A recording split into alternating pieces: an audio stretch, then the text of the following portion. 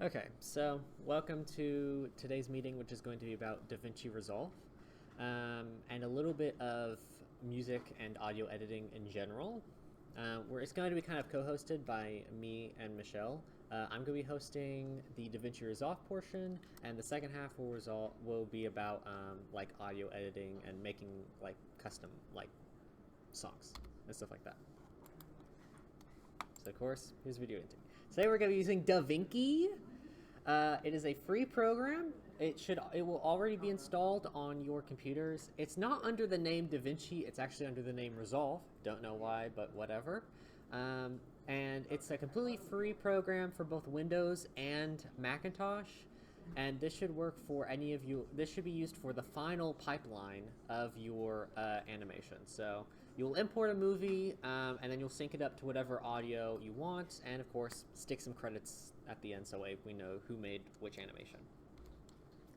Now, we also recommend, we will not be going over it today because it's not installed on your computers, but we recommend downloading and looking into Audacity if you want to do like pure audio editing. If Davinci has some basic audio manipulation tools, so it will be definitely fine for a 2-day animation jam. But if you want to do something more in depth for like audio, like special effects and stuff like that, we recommend you look into Audacity before the jam starts. So today I'm going to be making and syncing up some audio from Adventure Time. Hey, come on! Hello, Finn. I am awake and healthy. So just a short, quick clip that's some audio and some video. And normalized at the same audio. Now, technically, you'll be able to do this in a couple of other programs, but they're all paid, so that's why we want Davinci. So I'm going to swap on over because, for some reason, while it may be on your computers under the name Resolve instead of Davinci, on this computer, it is not. So I'm going to swap on over to my laptop really quickly and just stream it up on here. So I'll need a quick minute. So this is Davinci Resolve, where we're just going to be getting all of our different parts. So actually, I already have all of the separate video portions right here, and they're all nice and labeled. Typically, MP3 files are, of course, like audio files, and we have a silent MP4 that just has the video, but it doesn't play any audio.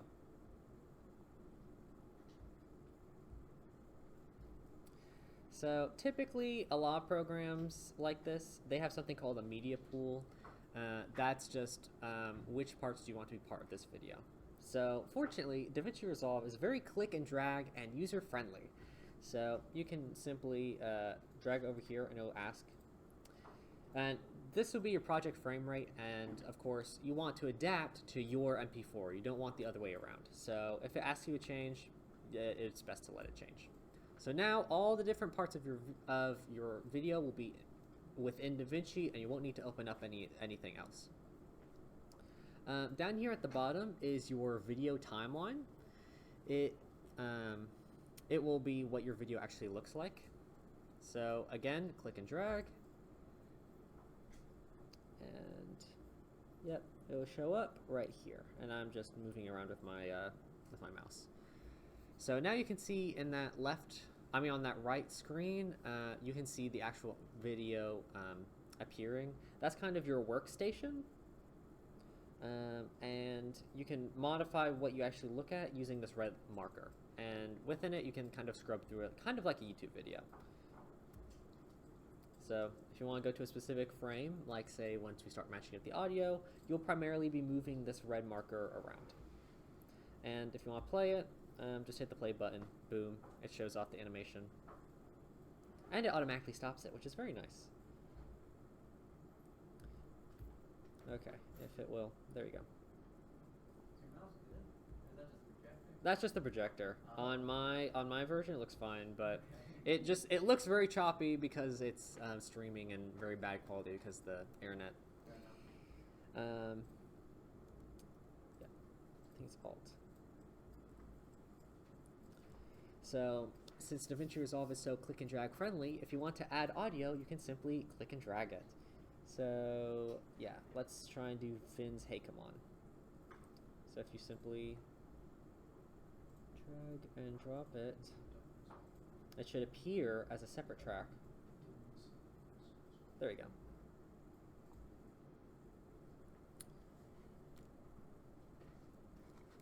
So if we just play it now, it's going to play it kind of separately because it's just dragged out here. So as you can see, the green appeared once I dragged the audio inside of it. That the green will always be some kind of audio track, and the blue will be your video, and it'll show all the frames, like, hopefully. So since I dragged in Finn yelling, "Hey, come on!" but the green part right here is over Finn, over Jake, it's going to look like he's saying it. Hey, come on! So you can see that it's totally not synced up to his lips at all, and that's because of its placement. And yeah, it's going to play your audio file as you drag over it, so if you don't want to hear the same thing in reverse, be careful about where you slide. If you actually want to change it, again, Davinci is drag and drop friendly, so find whichever frame Finn starts talking at. So we can just go frame by frame. If you use the arrow keys, that lets you just go forward or backward by a single frame. So of course, Finn starts talking once his mouth opens up. So, this frame, he's opened up his mouth, so I'm going to just match the audio start to my red player. And now actually sync up to his mouth. Hey, come on! So, boom. And adding the rest of the audio is just as simple. We just have to make sure, name your files correctly, because if I just named it A, I would have absolutely no idea what any of these files are. No, that's still not good either. So of course, this is Jake speaking to Finn, and I want to actually put it right here. But oh no! Oh my goodness, I'm gonna mute this real quick. It doesn't quite work because the two audio files are kind of competing for each other.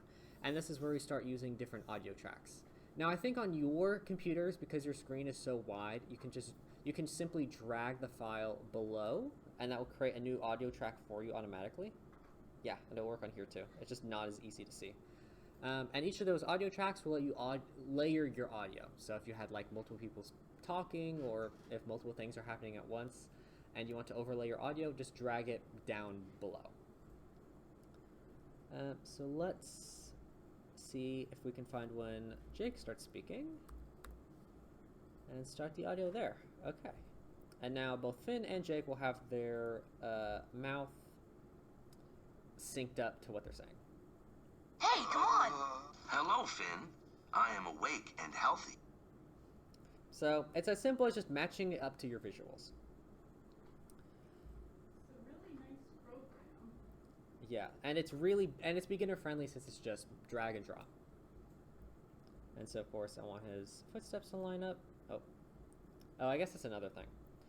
If you bring your cursor to the end of a audio file, you can like cut it back.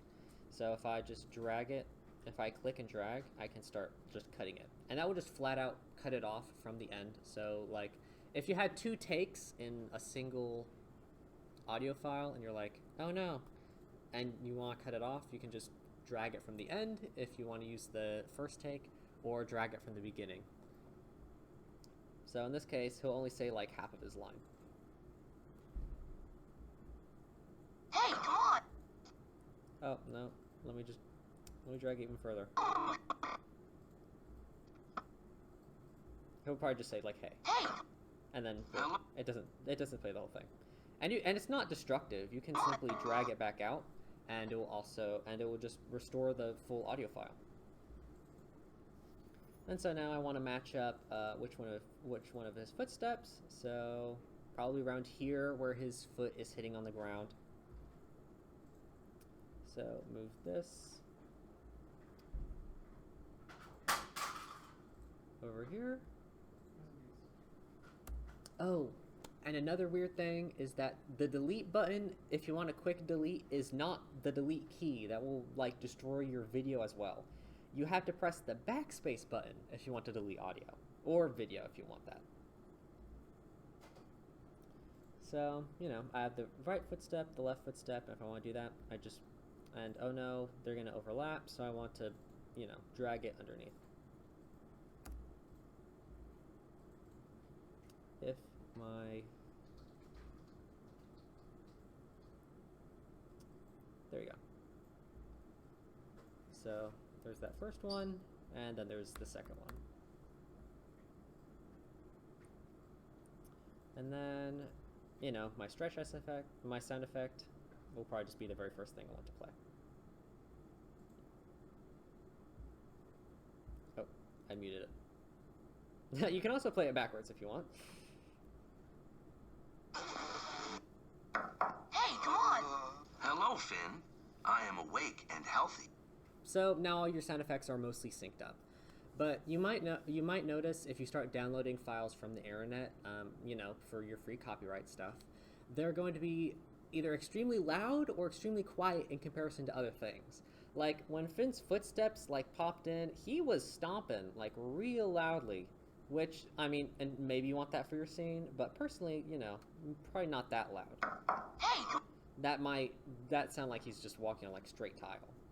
So there's something called normalize audio. Okay, so for my version, it's found in the media section. I think on your computers, you can like flat out right click onto the file itself, and it should say normalize audio. And what you'll be able to do is set it to some value between -20 and 0. Audio is a little bit weird in the sense that 0 is the quote-unquote maximum. And now it's not going to like blow out your ears depending on what file it is, but it is going to play it like as loud as it possibly can. So typically I try and go for a decibel count of like -10 or so. That's usually what I do.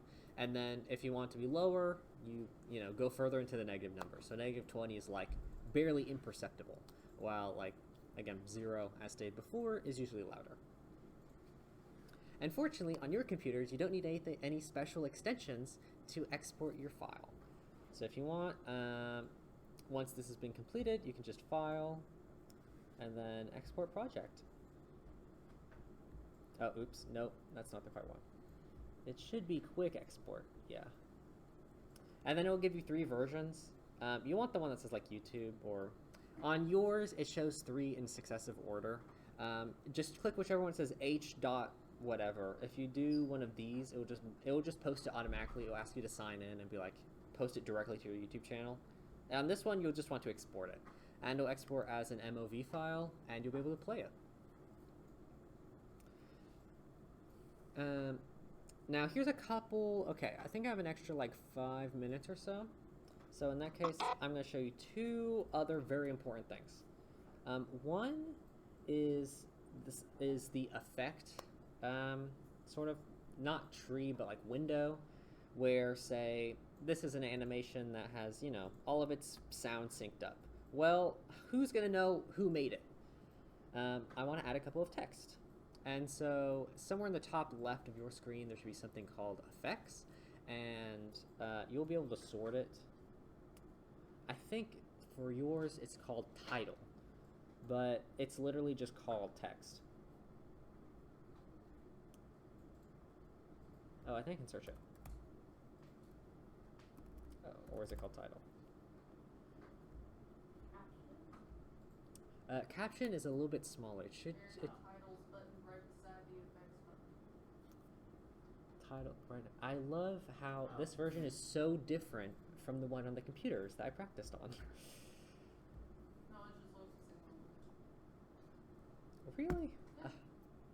Okay, I love these computers. They're so wishy-washy. Reliable. They're so reliable. Oh, yeah, okay. And you'll be able to type in whatever your credits are. So, Finn says, hey, buy me. And it doesn't need to be anything flashy. We'll know if for the animation jam. It'll be, you'll have been working for 2 days. You don't really want to make your credits just like that sparkly. Black background with white text will work just fine. So that should be everything you need for an animation jam, where you have your animation in, say, something like Krita or whatever animation program you're using. Your downloaded audio effects in your media pool, sync them up, and possibly apply any like cool video transitions if you want to go around in those. And then putting some text on the side that just says, "Hey, this is by me," so we know who made what. And of course, exporting it with the quick export file.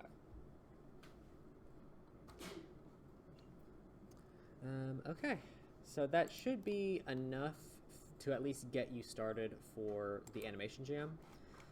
So now we're going to transfer over to Mechie to see how to do some pure digital audio editing. All right, so who's ready for a good bit of audio editing?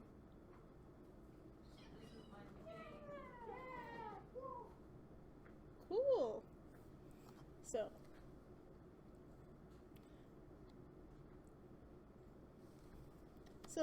What do you guys know about DAWs? I've looked at one before. Okay, so we're off to a really, really good start. So, DAWs stands for Digital Audio Workstation, which is for making music, but also for editing sounds. Most come with instruments, but most are enhanced by using plugins like VSTs or sound fonts, which are a form of MIDI, I believe. MIDI, which is Musical Instrument Digital Interface, which basically lets you play music to be like however you would like it to be in a little interface setting. And of course, two examples of these, of course, are the ones I use the most are VSTs, which is Virtual Standard Technology, which is basically when your DAW comes with certain instruments, but when your DAW doesn't have those instruments, that's when you go looking on the internet to go find VSTs, which will suit your needs. You can I don't know, there are a variety of different kinds of VSTs. Like we got I don't know.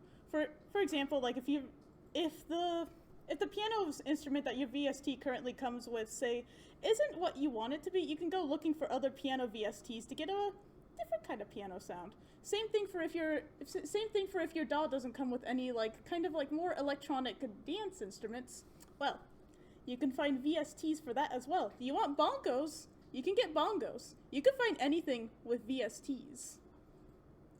And for sound fonts, it's basically like a VST, but you need to be more wary of copyright with that, because sound fonts are basically VSTs where they use sound sampled from other things. Like basically, most video games you could think of have some kind of VST associated for it. Like the Zelda 64, they got VSTs. What's another game you guys like? Splatoon. Yeah, I'm pretty sure they got a VST for that as well. The PS1 hidden gem Xenogears, we got VSTs for that. Basically, sound fonts. Most things will have sound fonts with it, but beware of copyright. Technically, legally, you're not supposed to do that, but honestly, if you can sample it. You can do 4-second samples, and you can get away with it just fine. Anything more than 4 seconds, though, and for a paid project, and you probably need to be careful. But Something to that? go on. There's also some DAWs that let you record samples that you can turn into an instrument. Like I did that for an automaton today. So you just record whatever it is you want to turn into an instrument. Whatever note it makes you record it at, and then man, have an instrument. Which DAW did you use? That one was on Ableton. Which is It's paid for, but it's being used for an ensemble, so one of the ones we will talk about briefly. But first, I would like to mention some nice free DAWs you can look at. I think probably the most popular free DAW you can use is Cakewalk. A lot of people use Cakewalk. At first, it's a bit scary to look at, as we shall see. Cakewalk by BandLab is a free DAW that used to be called So. Yeah, it's horrifying to look at. We don't honestly need to listen to what this individual is saying, so we will mute him, as his voice does not matter in this house. Blocked and muted. What was that? Locked and You get it. Anyway, so yeah, this is generally what your typical VST looks like. It looks scary at first, doesn't it? Looks a bit worrying. But honestly, it's one of those things where, like, when you use it, that there are, like, a schmillion videos explaining how Cakewalk works. You're noticing that I'm not explaining how Cakewalk works because, honestly, for me specifically, I use this other one called LMMS, which we might pull up, perhaps? Which we can try to pull up, perhaps, and I can demonstrate some certain aspects of it to you live. But I know there are a few Cakewalk users in the house, as they say. Would anyone wish to say anything about Cakewalk while we have the interface pulled up? Ray, you are raising your hand. What must you say about some Cakewalk? Okay, so like the company that made Cakewalk also has, their name is BandLab, and they also have an app and website for BandLab that you can get on your phone or on your laptop. I think all you have to do is like make an account and then you can make stuff on BandLab. It's pretty much like the same concept as Cakewalk, but it's simpler to look at. But it doesn't have all like the fancy features that Cakewalk has. But for beginners, you don't need all the fancy features Cakewalk has. Cakewalk is, excuse me, BandLab and probably LMMS might act a bit as, like, you know, kind of like better introductions to this, while Cakewalk is like what happens once you have moved beyond that, once the screws have become loose and you must prowl upon the streets, audio-wise, of course. Anyways, but something that you can also do in Cakewalk is edit around audio, which is also something you can do in Audacity, but Cakewalk is a bit better about it. Sort of. Again, I'm kind of including Cakewalk as like a legal obligation because I don't use Cakewalk, but I recommend at least like giving Cakewalk a try at first, because I would say that Cakewalk is pretty standard for what most DAWs will look like. Really scary and a bit overwhelming, but for what you need for the animation jam, also the features are a bit, you'll be fine. So, speak your mind about Cakewalk. I don't remember the exact setting for it, but if you ever have issues where you have MIDI playing and you have like the general MIDI output, but you see like no instruments to actually hook it up, you gotta like do something in the settings. And I'm terrible at explaining this, but it is there. There's like a ton of like different MIDI like instruments in the standard thing. I don't have my laptop, so I can't pull it up to like show. But it was a thing that I did with the Vocaloid. There's like the standard like MIDI thing that Cakewalk has inside of it has like 100 instruments inside of it. You just gotta look in there. It looks like you have like 0 plugins instruments to begin with, but they are there. You just gotta dig. As a wonderful DAW where to find a basic feature, you have to like go through a labyrinth to find it. Yeah. Again, honestly, I'm a bit of a Cakewalk hater, but this should be your first download. But for those who are overwhelmed by Cakewalk, That's such an ironic name, I just realized. honestly,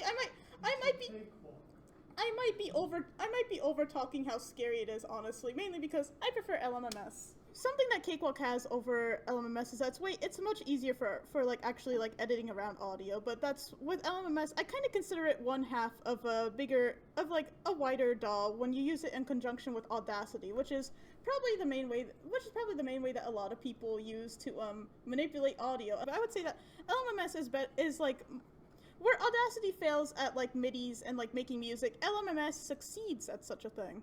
Oh, and anyways, before we get into our presentation, I'd like to go over our paid DAWs. You could buy them, if you have money. If you have $500. Yeah, if you have a bazillion dollars, this is for you. This is what they use in the Splatoon soundtrack, and then we have Ableton. From what I've gathered, Ableton seems to be like pretty well used across the industry. There's a workaround to Ableton being like $1 million. If you have like a phone, I don't know if it's only on iPhone or if it's on Android too, but there's an app called Koala Sampler that's like $5 and it comes with a free Ableton license. Or So you can get it's Ableton Lite, but like Ableton Lite in and of itself is like $300 or something like that. So like if you get this like $5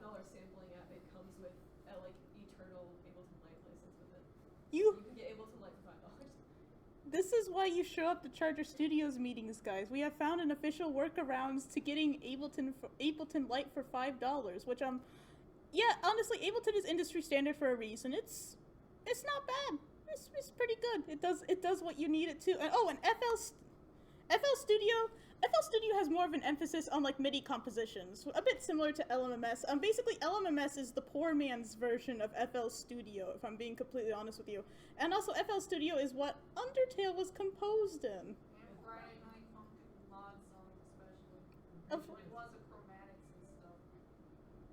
As well as Friday Night Funkin'.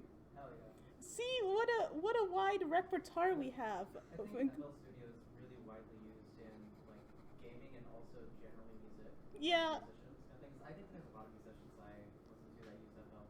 No, like honestly, like when I first tried getting into music, like FL Studio was like the main one I saw, and then I tried using the free version, but I didn't like it, so then that's why I started using LMMS. FL Studio honestly is, you know, if you're just into making MIDI compositions, it's the way to go. If you have $1 billion, of course. So, Wink. we're gonna try to do this. So good. Okay.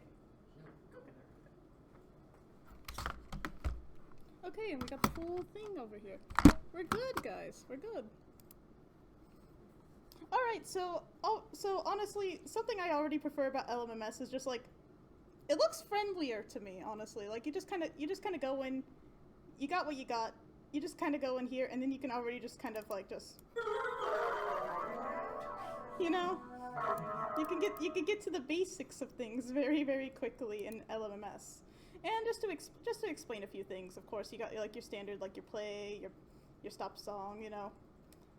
It's a lot of it, I think, is like kind of a little bit like explanatory, unless it isn't, in which case, ask questions and I beg of you, because something you can do is kind of like just zoom in, so it's like, you know, you get more of it. And right here, actually, let me explain a few of what's going on over here. Basically, over here we got instruments, which most of these are loaded in from VSTs. Over here, I can use some of what LMMS's instruments are, but honestly, no one's out here using LMMS for the instruments. When you use LMMS, you're here basically to have a thing to load in your VSTs in, which I think it does very, very well. So, you know, we got a SNES piano VST, a bongo VST, a piano VST, and a little surprise as well. And this right here is an example of a sound fonts, which is directly taken. It's the ocarina directly taken from Ocarina of Time, and we're gonna just like show little examples of all of them. The little song that's gonna be playing is the birthday song, because it's the simplest song that I have, and also my birthday is next week, so Happy belated birthday! thank you very much. I'm expecting presents at the meeting for the challenge jam. Thank you all. My physical presence will be enough. You know what? It will, Mars. I think it just will. So anyways, here, we got we can play a little bit of it from the piano. Actually, I added in a few notes, so it sounds a bit atrocious, but you know what? It's fine. Oh yeah, and here you can turn up the volume. Here you can have it pan to be like, play in like different sects of the headphones. Like, I think this one is like panning more to the left, this one panning more to the right. Doesn't really matter right now because we're not listening in through headphones, but you know, it'll be fine enough. And anyways, I can just test out the now garbled version of Happy Birthday using the SNES piano, which actually might have the correct version. Oh, and also here, look at these notes over here. So basically, you can mute a track by selecting right here. You can solo a track by selecting right here, and then you can also just undo that. Again, lots of, like, look, I learned most of LMMS when I was really, really tired on break from my shifts at McDonald's. Like, it works for what I needed it to be, which, like, hopefully if you guys want to do any original compositions for the Animation Jam, it'll work the same way for you as well. And of course, this is just a generic SNES piano VST that I found. And we're just gonna let it play out. Alright, guys, so guess what we got now?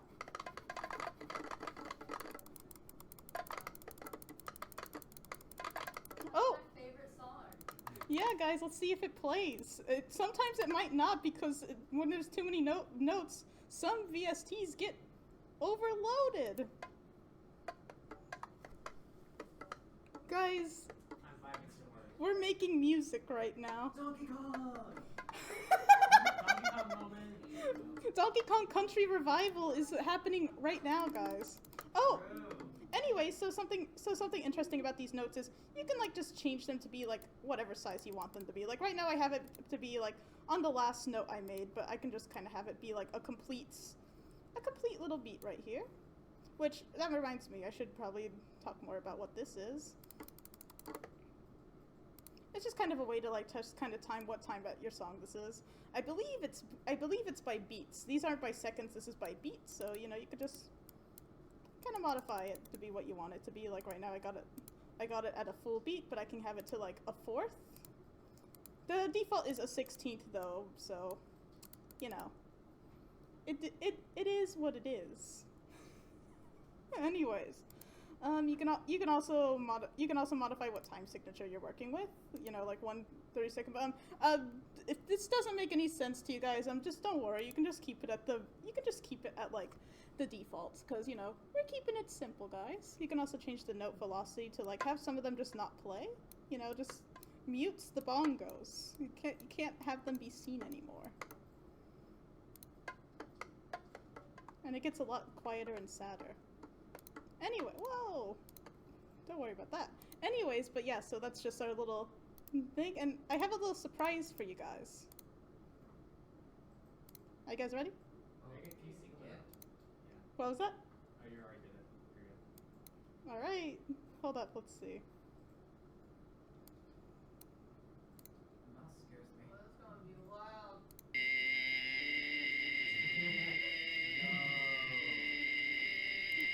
Here. Awesome. Yeah, so in the settings for this, when you're setting up VSTs, there's something that's called like show hide GUI, which like this is basically like how LMMS like displays most VSTs. Well, most VSTs will have their own little display thing where you can like kind of change around things like reverb, just change around the sound, and look at what this one looks like, guys. And guess what? Guess what I can do?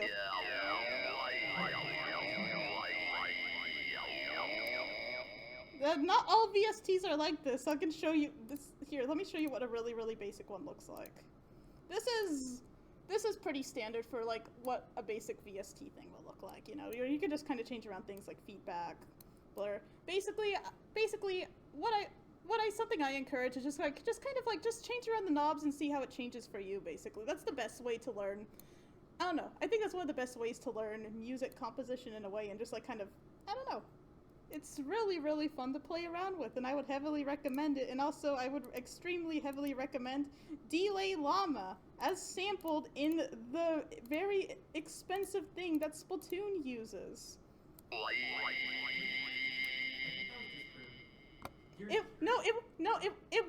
It was disproved, but like I said, it's used as like a really professional thing that samples this VST, but is not this VST inherently. But hey, to use that, you have to pay like $400. So you can get it for free, guys. Whoa! Oh, and like I said, there's also the one that's a sound font, which I noticed with sound fonts, like, it really depends, because again, most of these sound fonts are just some random person sampling these games. So like, you know, it really depends on the random person you have like that samples these games. But for the most part, like, I noticed that like they don't really do well with like just kind of like lingering notes and stuff. But hey, you know, what does it matter? You could just, oh, that's really, really quiet. Yeah, it sounds like the Vatican. A little bit. It sounds more like And- organ. Yeah, it does, because I think like the ocarina uses certain notes that this one goes way too low for. But hey, you know what? If you did want to create new ocarina songs, this is the way to do it, guys. Oh, anyways, do you guys have any questions about LMMS before I give you guys a little surprise? Yeah, so something that you can do at least with LMMS, you can enable in other MIDIs is for context, I did that with my keyboard. If you guys don't have like a professional keyboard, you can also play with like your computer keyboard. just another way to like just kind of give composition a try. Anyways, so I'd say we're done with LMMS. We, yes. What's that other surprise? Oh. Surprise Audacity tutorial!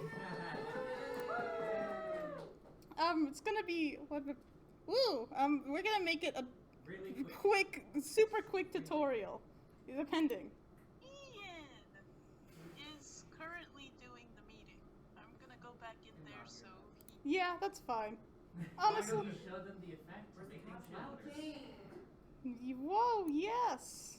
Hearing is not necessary for the demo. This is actually an interactive demo because I was ready to, hold on, we got it. Never mind, we got it. Ian is currently doing the meeting. I'm gonna And go that's back in there so he doesn't think that I just abandoned him. Yes, so anyways, yeah, Audacity is, again, I would say part of, like, the same DAW as LMMS, honestly. This is where you do, like, audio editing. Like, you know, you can basically do anything you need to. Like, you can select certain parts, you know, just highlight certain things, be like, I banish you, and then just, you know, kind of get it out of there. Do what you will. It's, honestly, raise your hand if you use Audacity before. A few of you have used Audacity before. Like, I don't know, you can kind of lower the intensity of it by selecting these balls over here. The envelope tool. Yes, the envelope tool. Thank you, Ian. This is an interactive section, and again, honestly, this is a little extra. I just wanted to introduce you guys to Audacity because if you want to mix around with, like, you know, sounds you made or like sounds you found, this is basically what you do. If you find any sounds on the internet for free, you can just drop them into Audacity and tweak them around to be what it is. There's a really good 10-minute video that pops up when you search up for Audacity. You will learn everything you need to from that if you want to use Audacity. This is just a really basic tutorial for, like, the two of you in this room who haven't heard of Audacity before, and I believe due to our time, that'll be the end of our presentation.